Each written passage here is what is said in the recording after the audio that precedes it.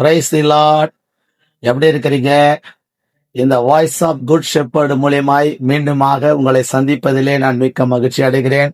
கர்த்தர் உங்களோடு கூட இருந்து உங்களை ஆசீர்வதிப்பாராக. நீங்க நிறைவான ஆசீர்வாதத்தோடு இருப்பீர்கள். கர்த்தர் உங்களை யாவரையும் ஆசீர்வதிப்பாராக. வேதத்திலே முதல் அதிகாரம் ஆதியாகமம் 1ஆம் அதிகாரம் 28ஆம் வசனத்துல சொல்லப்பட்டிருக்கிறது.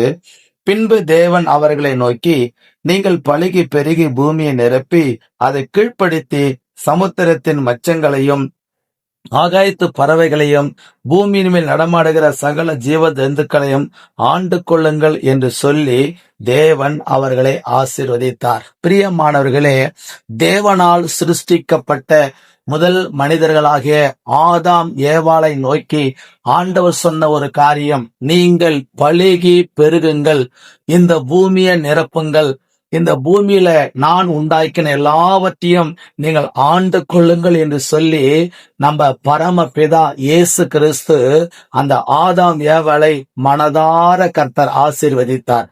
அப்படி ஆசீர்வாதத்தை சுதந்திரித்து கொள்ள வேண்டிய, ஆசீர்வாதமாக இருக்க வேண்டிய முதல் மனிதனாகிய ஆதாம் ஏவாள், நீங்கள் தொடர்ந்து சோத்திரம் 6ஆம் அதிகாரத்துக்குள்ள 5ஆம் வசனம், ஆதியாகமம் 6ஆம் அதிகாரம் 5ஆம் வசனத்துக்குள்ள வரும்போது, மனுஷனுடைய அக்கிரமம் பூமியிலே பெருகினது என்றும் அவன் இருதயத்தின் நினைவுகளின் தோற்றமெல்லாம் நித்தமும் பொல்லாதது என்றும் கர்த்தர் கண்டு தாம் பூமியிலே மனுஷனை உண்டாக்கினதற்காக கர்த்தர் மனஸ்தாபப்பட்டார்.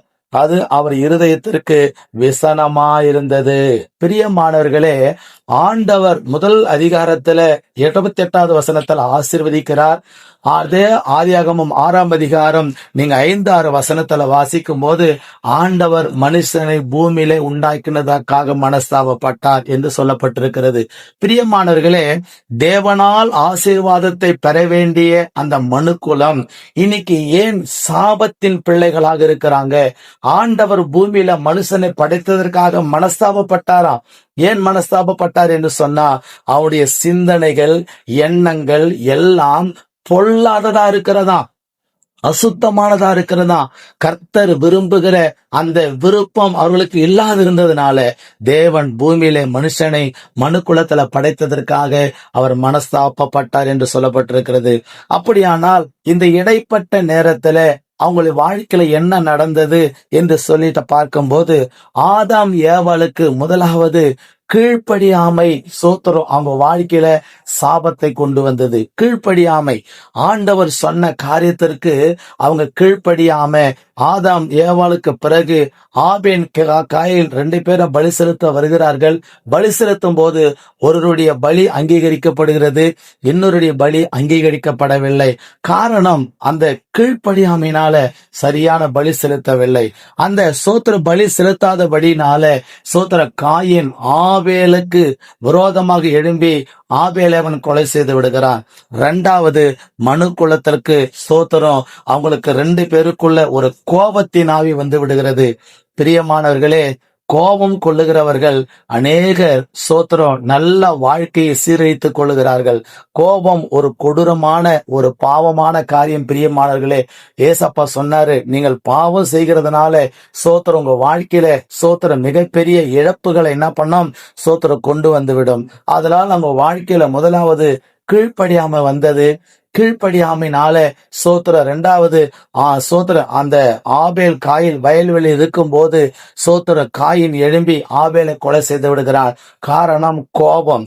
அந்த கோபத்தினுடைய தன்மை அடுத்த ஒருத்தருடைய சோத்திர மரணத்திற்கு அது ஆளாய் மாறிவிடுகிறது. 3வதாக ஒரு துணிகரத்தை பார்க்கிறோம். என்ன துணிகரம்? ஆண்டவர் கேட்கிறாரு, சோத்திரம் ஆபேல் எங்கே? சகோதரம், ஆண்டவர் சோதர காயினை பார்த்து கேட்கிறார், உன் சகோதரனாகி ஆபேல் எங்கே என்று சொல்லி. உடனே அவன் துணிகரமாக பதில் சொல்லுகிறான், எனக்கு தெரியாது, நான் அவனுக்கு என்ன காவலாளியா என்று சொல்லி ஒரு துணிகரன். பிரியமானவர்களே, உங்க வாழ்க்கையில ஆண்டவருடைய ஆசீர்வாதத்தை பெறுவதற்கு, நன்மையை பெறுவதற்கு இந்த 3 காரணம் ஒரு தடையாய் காணப்படும். இந்த 3 விஷயத்திலிருந்து நீங்க வெளியே வரும்போது இயேசு ராஜா உங்களை நிச்சயமாகவே ஆசீர்வதிப்பாராக. அது என்ன 3 விஷயம்? முதல் விஷயம் கீழ்ப்படியாமை, 2வது விஷயம் கோபம், 3வது ஒரு துணிகரம். உங்க வாழ்க்கையை அது சீரழித்து விடும். இந்த 3 விஷயத்திலிருந்து நீங்கள் வெளியே வாங்க. இயேசுவினிடத்தில் இரக்கத்தை கேளுங்க. இயேசு கிறிஸ்து உங்களை ஆசீர்வதிப்பாராக. உங்களுக்காக நான் ஜெபிக்கிறேன். தகப்பனே ஸ்தோத்திரம். ஆதாம் ஏவாளுக்கு வந்த ஆண்டவரே அந்த சாபம் மனுக்குலத்திற்கு மீண்டும் வராமல் இருக்க கர்த்தர் கிருபை பாராட்டும்படிக்காக சோதரிக்கிறேன்.